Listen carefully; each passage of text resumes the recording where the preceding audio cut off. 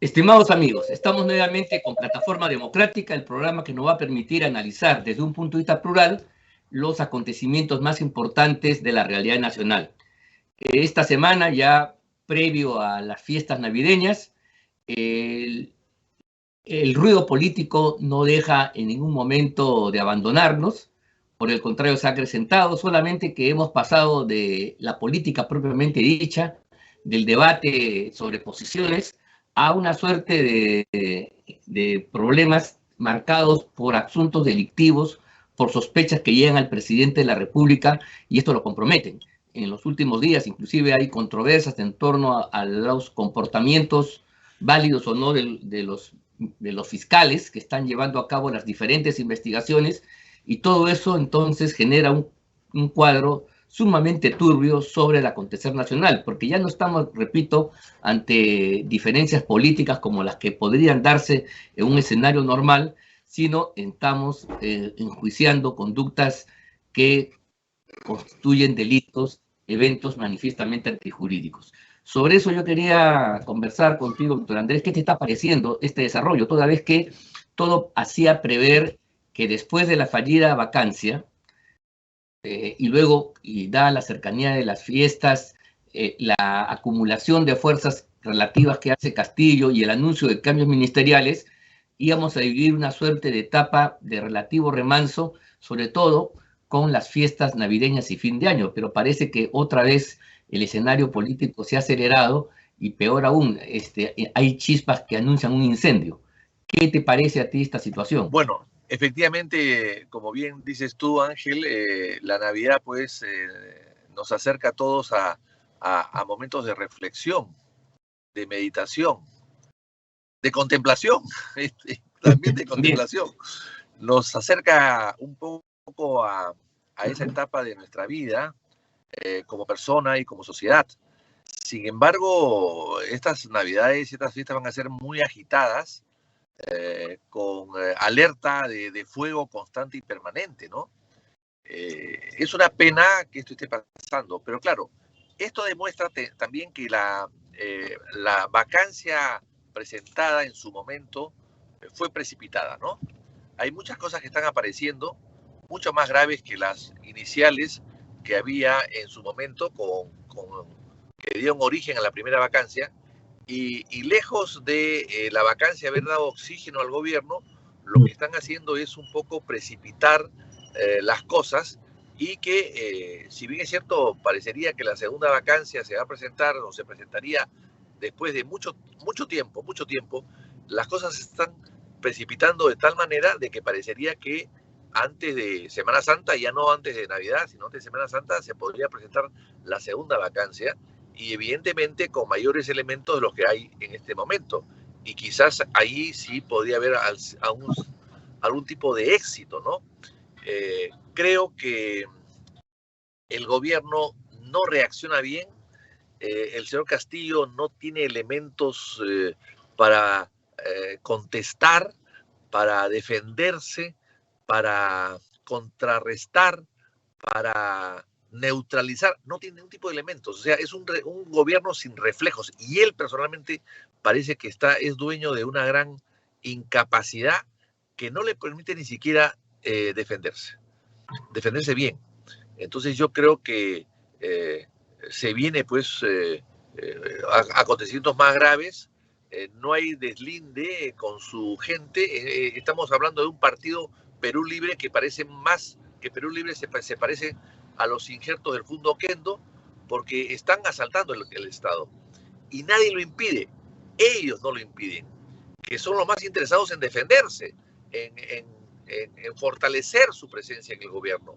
Pero claro, ellos mismos no se defienden, ellos mismos no deslindan, ellos mismos no separan a la mala hierba. Entonces todo eso lo que está haciendo es alimentar más el encono, la frustración y la idea pues de que estamos ante un gobierno ya no solamente de incapaces para gobernar, sino capaces para robar. Y eso es fatal y eso va a perjudicar muchísimo al país, evidentemente, ¿no? Bien, Claro, sin duda, tú has dicho una palabra fácil. Estamos viviendo un tránsito de la incapacidad a la inmoralidad. Y eso no es poca cosa, porque en realidad nos saca ya de la esfera puramente política, del debate de ideas, así estas sean totalmente pocas, y pasamos a un terreno donde lo que uno podía creer era que una persona que ha sido un reputado líder sindical, que ha estado en el combate y que tiene un discurso impugnatorio frente a las prácticas estatales en general, termine convertido en una suerte de ladronzuelo, de baja monta, sospechoso de reuniones clandestinas con personajes indebidos y cuya preocupación además, en lugar de estar centrada en los grandes asuntos públicos, aparece interesado en la licitación, en el concurso, en el beneficio, en el contrato. Esto evidentemente genera una sombra completa frente a la empresa del gobierno. Yo sobre el particular, Juan, ¿cuál es tu impresión al respecto? Ángel, yo quiero, a lo que tú has dicho, añadirle algo, simplemente pidiendo perdón a Juan para que me espere un minuto, porque quiero contar una anécdota que es interesante. El embajador de Canadá, cuando el presidente Belaúnde estaba en el poder, lo visitó y empezó a plantearle la necesidad de la compra de unas locomotoras General Motors hechas en Canadá para el ferrocarril central del Perú, porque el ferrocarril central Belaúnde lo estaba modernizando en ese momento. Entonces el embajador de Canadá se presentó donde Belaúnde a hacer lobby por sus locomotoras General Motors hechas en Canadá, ¿no?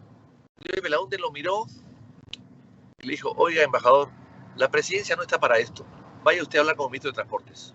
Y lo despidió. Claro, pues. Entonces, y eso, porque el ferrocarril central era, en ese momento, pertenecía a ENAFER Perú.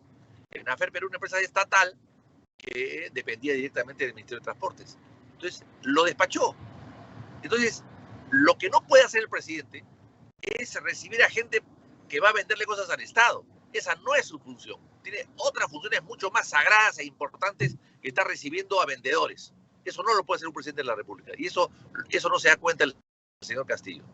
Bien, hemos escuchado a Víctor Andrés García Belaúnde hacer una referencia importante entre un paso, el trasiego de una incapacidad a una actitud caracterizada por la rapacidad. O sea, esta es una mutación que se ha producido al interior del gobierno en el curso de apenas un par de semanas. Marca pues un horizonte diferente, porque una cosa es enfrentar a una fuerza política, en la cual uno genera todas las diferencias y las hostilidades del caso, y otra cosa es enfrentar un fenómeno que ya sale de la política, entra al ámbito jurídico, pero lo jurídico penal, y en consecuencia tiene que ser tratado de naturaleza. La pregunta es si este curso de investigaciones, por las distintas denuncias que hay contra, donde Castillo aparece, siempre en el centro, son denuncias que tienen que ver con el manejo turbio de la cosa pública. Son actos de corrupción en última instancia. ¿En qué medida esto está marcando la etapa que pueda venir y que va a inaugurar los primeros meses del próximo año? ¿Hasta cuándo la población va a soportar una situación de esta naturaleza? Porque una cosa es una política extremista, radical, incluso una cosa es el fracaso pues, de una capacidad gubernamental que obviamente el gobierno de Castillo no la tiene, y otra cosa es enfrentar pues, actos delictivos como el que estamos aquí ya observando con mucha preocupación. Juan. Muy buenos días, estimado Ángel. También un saludo para Vitocho. Mira, el problema es muy dramático.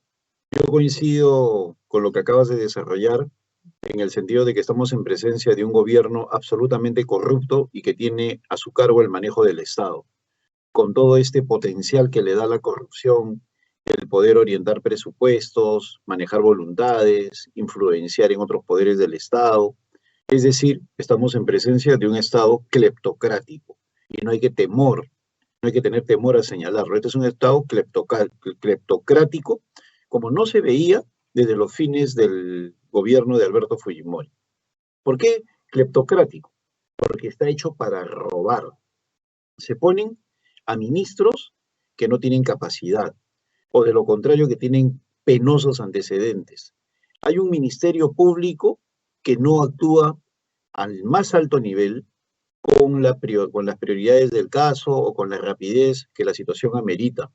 Tenemos un sistema de justicia que anda como una tortuga, que ni siquiera puede empezar a juzgar en pared con los fiscales del caso Odebrecht a todos aquellos que están implicados en este proceso investigatorio.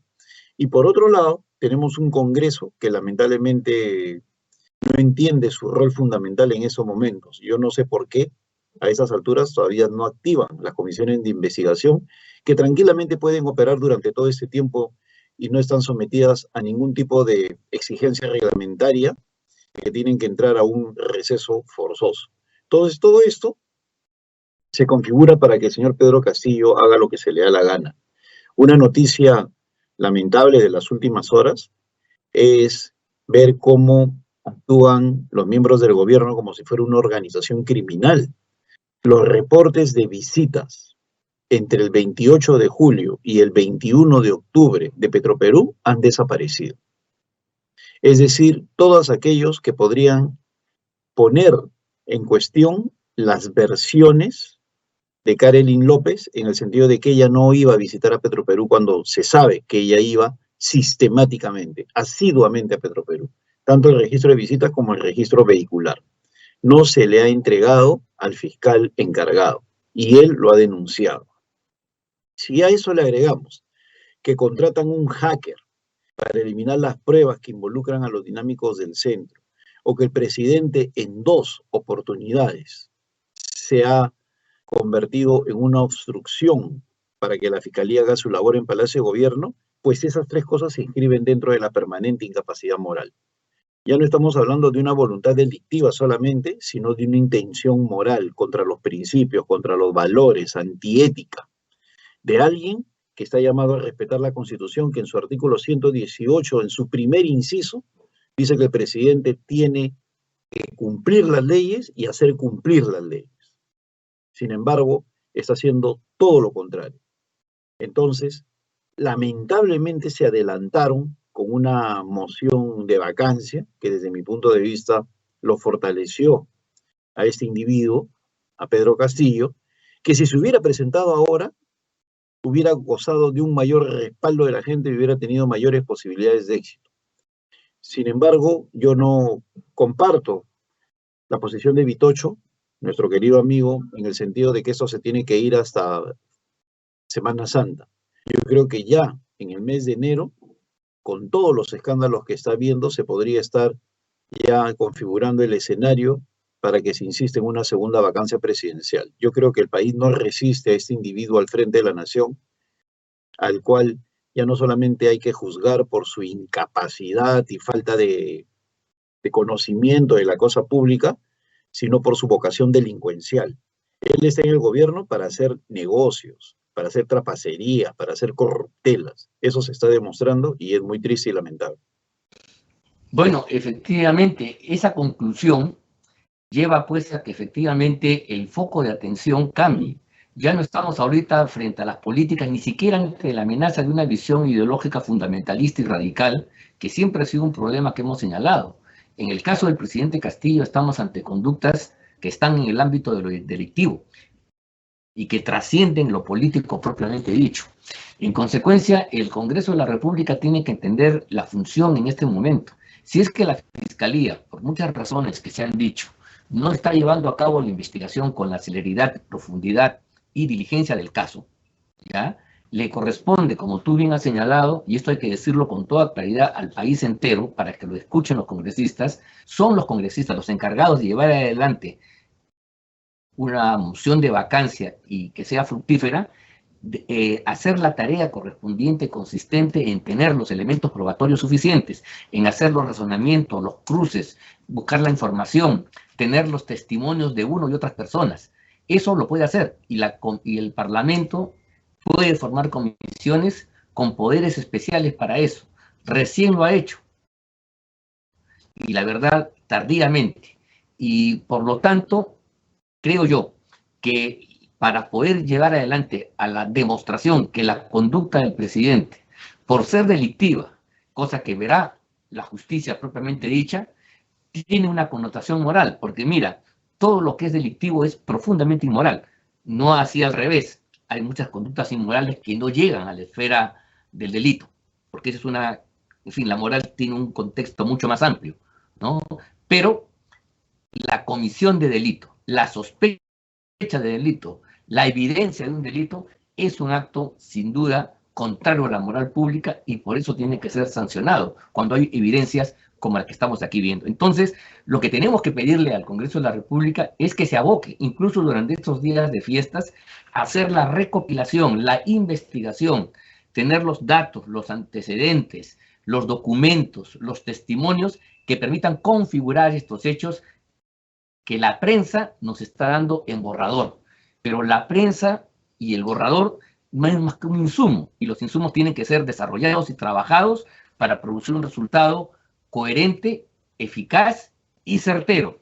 Si esto no se hace así, si el Congreso va a actuar como la vez pasada, en base al voluntarismo y el entusiasmo, cuando no hablar de figuretismo, de querer lanzar una moción y no hacer la tarea de investigación y trabajo correspondiente de formar pruebas y elementos de juicio comunes, evidentemente ese esfuerzo fracasará. Una de las formas de convencer a todos y generar una mayoría suficiente es que los documentos, que los testimonios, que las pruebas y los razonamientos en torno a la conducta delictiva estén más o menos establecidos y sean un consenso indubitable de los congresistas y de la población, de la opinión pública también. El día que se consiga eso, la vacancia se vuelve un mero trámite. Eso es lo que yo creo que hay que entender. Y entonces yo retomo lo que tú has dicho sobre la labor que tiene el Congreso en esta etapa. Si es que el Ministerio Público, por las razones que ya conocemos, no lleva adelante una investigación con la celeridad y con la fuerza que corresponde. Le corresponde al Congreso y con los elementos que el Congreso determine, Juan, es posible no llevar adelante una nueva moción de vacancia, pero fundada pues propio importante de pruebas, razonamientos y temas que sean incuestionables. Juan. Sí, Ángel, es completamente factible de que el Congreso pueda elaborar una segunda moción de vacancia poniendo énfasis en los hechos y en las implicancias morales. Pero en paralelo yo creo que hay que trabajar también la fuerza de la opinión pública. Una opinión pública desencantada de Pedro Castillo es una opinión pública que no le va a dar un buen porcentaje de popularidad y eso lo va a deslegitimar. Yo en lo personal creo que este presidente debería estar bordeando el 10 o 12% de popularidad por lo que en la calle escucho, pero no sé por qué las encuestadoras le dan todavía un porcentaje más alto. La deslegitimidad, acompañada de una profunda investigación en el Congreso, es la combinación perfecta para que la vacancia caiga por su propio peso o de lo contrario la renuncia del presidente, que es otra forma de vacarlo. El artículo 113 sí, claro, de la Constitución dice la presidencia vaca o porque hay una moción de vacancia de parte del Congreso o porque renuncia el presidente ante su reconocimiento de que no está capacitado para gobernar y que hay asuntos que lo afectan tanto que hacen imposible su gestión. Yo creo que él ya debe estar evaluando eso si tuviera un par de dedos de frente, que su comportamiento es nefasto para el país, lo está perjudicando tremendamente, él y todos sus ministros, al igual que Dina Boluarte, que también está implicada en una serie de hechos investigables y que la descalifican para ser primera vicepresidenta. Por otro lado, el Congreso no puede perder el tiempo. El Congreso o algunos congresistas, para ser más preciso, no pueden decir, como esto ya lo está investigando la Fiscalía, no nos corresponde hacerlo. No, señor. Al contrario. El trabajo es complementario y en muchos casos el trabajo del Congreso ha sido mucho más eficaz que el de la Fiscalía. La Fiscalía necesita pruebas, el Congreso indicios razonables para señalar que un individuo no se está comportando de manera digna en el ejercicio de la presidencia. Y eso es lo que hay que determinar, el comportamiento indigno de Pedro Castillo para ejercer la presidencia, que es lo que configura la permanente incapacidad moral. Entonces, yo sé que gente como la de la República o periodistas sumisos van a estar defendiendo la mañana, tarde y noche. Eso, la verdad, no importa, no interesa porque ya la gente se está dando cuenta de la forma como actúan estos señores que se hacen llamar periodistas. Acá el asunto de fondo es que estamos viviendo un gobierno que, como tú bien señalaste, bien recordaste, empezó como una suerte de disputa ideológica. La preocupación venía por el lado de cómo un plan de gobierno determinado, con una corriente anacrónica comunista, podía imponerse dentro de las políticas públicas del país. Pero ese ya no es el peligro, eso se ha notado que puede ser neutralizado. El problema es que es un gobierno que está demostrando que está diseñándose para robar con el presidente de la República a la cabeza. Porque no me vengan con que la señorita Karen Lynn López, o que la visita que recibe en un domicilio clandestino, o la gente que entra con bolsas, o que a vista y presencia de todo le da dinero a un chofer que es el sobrino del presidente, ¿no? Todo esto no está configurando una situación mafiosa. Proveedores que luego de visitar a Pedro Castillo salen beneficiados con licitaciones específicas hechas a la medida. Entonces, es fundamental de que trabaje activamente el Congreso de la República sin perder ni un minuto. Y no como están diciendo ellos mismos que puede esperarse esto hasta el 3 de enero. De ninguna manera. Ellos pueden empezar a diseñar las bases de una comisión de investigación que llegue al fondo de todos estos asuntos. Claro que sí, en bases de justamente a veces siempre ha habido la disputa por qué el Congreso investiga si lo hace el Ministerio Público. Es verdad, pero son dos planos distintos. Y segundo, la inmediatez del Congreso es lo que permite llegar muchas veces a tocar temas cuando el protocolo y las reglas más definidas y rígidas que tiene el Ministerio Público hacen que su investigación tenga un ritmo distinto. El Congreso tiene esa facilidad, ese es el sentido de una investigación congresal, la inmediatez, la rapidez, la oportunidad y la publicidad sobre todo. Cuando el hecho se destapa ante la opinión pública a través de las interrogaciones y las reuniones en el Congreso, ya la Fiscalía tiene un insumo, tiene un encarrilamiento de los hechos para proceder a una investigación y descubrir en esos hechos ya la responsabilidad penal específica, que eso es tarea de ellos. Pero el Ministerio Público, pero el Congreso tiene la obligación de poner esto a la luz pública. Pero tú has hecho otra alusión importante que yo quiero señalar, es la batalla en la opinión pública. Yo estoy convencido de que hoy hay mucha gente que está decepcionada por lo que viene haciendo Castillo o por lo que no viene haciendo. Bueno, lo que no viene haciendo es en relación a las demandas populares insatisfechas, las promesas incumplidas. Pero lo que está haciendo en demasía es aquello que justamente la población repudiaba, la corrupción, solo que con una precocidad y con un tiempo temprano que realmente sorprende a todos. Bien, ¿qué te parece en ese sentido la maniobra gubernamental de llamar a un grupo selecto entre comillas, cuidado, de periodistas de determinados medios, también determinados medios, entre comillas, para subrayar, y que han hecho una conversación unilateral, el presidente ha dado su manifestación, ellos dicen no han preguntado, y luego salen a dar una conferencia de prensa diciendo que el presidente va a corregir y va a superar las cosas que ha venido haciendo. ¿Qué te parece esta conducta de cierta prensa? Porque esto es importante para la formación de una opinión pública, ¿no? Bueno, es penoso porque han tomado partido, ¿no?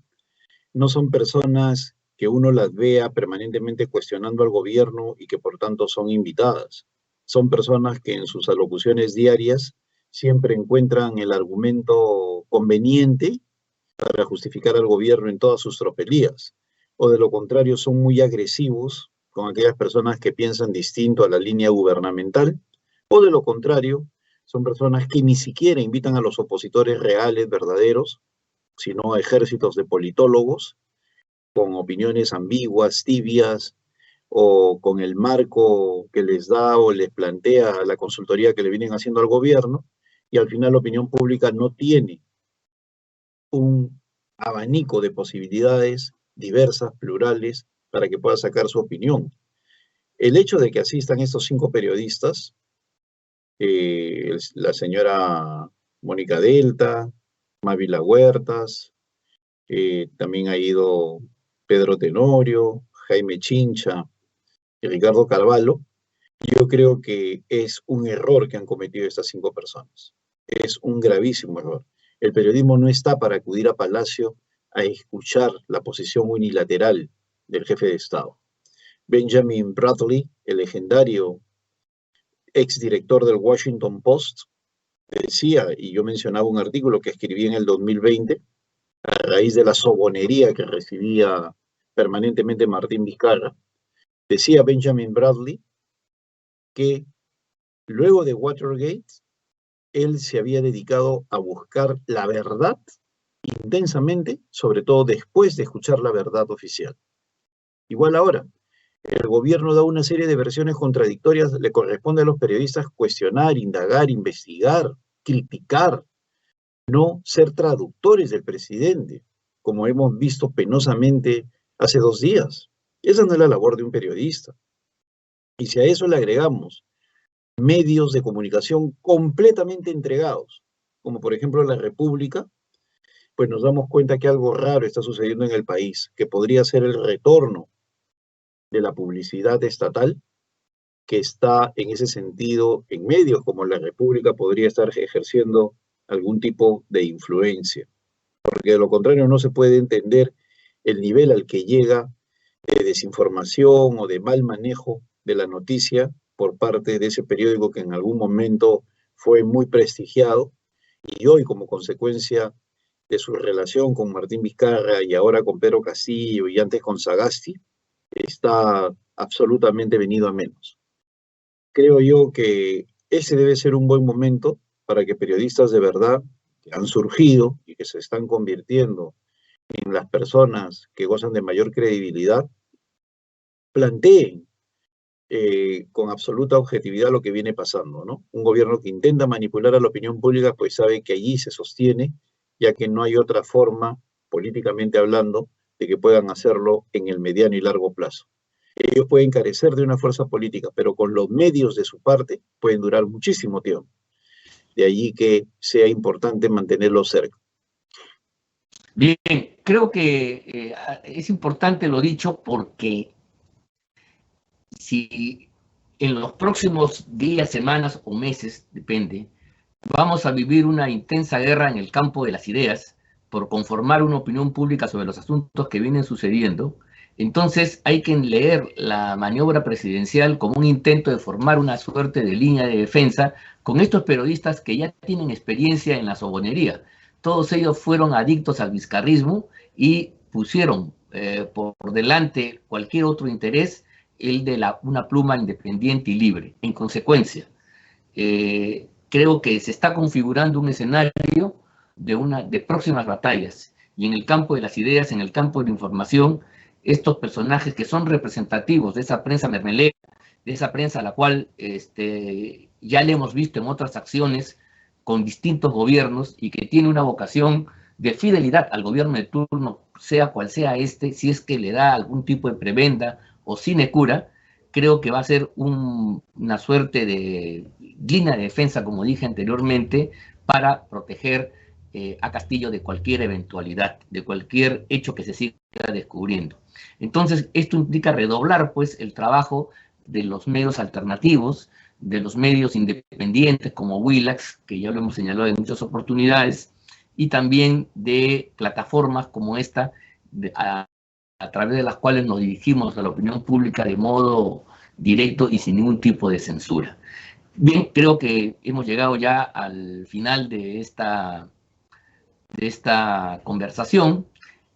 Mira tú, es lamentable que estemos hablando de estos temas que podrían fácilmente pertenecer a una crónica roja, a una crónica policial, pero es las circunstancias, son los personajes que, debiendo ser política de las altas esferas de gobierno, se ensucian las manos en relaciones verdaderamente turbias y nefastas. Allá a ellos ya le caerá el peso de la justicia cuando corresponda, cuando no el repudio popular. Yo quería agradecerte, Juan, por tu participación, a Víctor Andrés García Belaúnde, que ha tenido que, por razones de fuerza mayor, dejarnos un instante, saludar a todos ustedes, amigos, que nos siguen semana a semana, y aprovechar para desearles una feliz Navidad. Creo que a pesar de todo es bueno hacer este recordar, porque como seres humanos también necesitamos etapas de sosiego en las cuales reflexionemos y acumulemos fuerzas para las batallas que vienen más adelante. Nos vamos a ver probablemente la próxima semana, para ya analizar finalmente lo que ha significado este año 2021, llamado año del Bicentenario. Mira tú, qué paradoja en muchos aspectos. No sé, tú querías también decir algo para despedirte Sí, ya de los amigos aunarme a tu saludo escuchando. navideño con la esperanza de que las cosas cambien para nuestro querido país. Un gran abrazo, Ángel, y nos vemos la próxima semana. Un gran abrazo y hasta la próxima semana, y que pasen todos ustedes con sus familias una feliz Navidad. Muchas gracias y hasta la próxima. Gracias.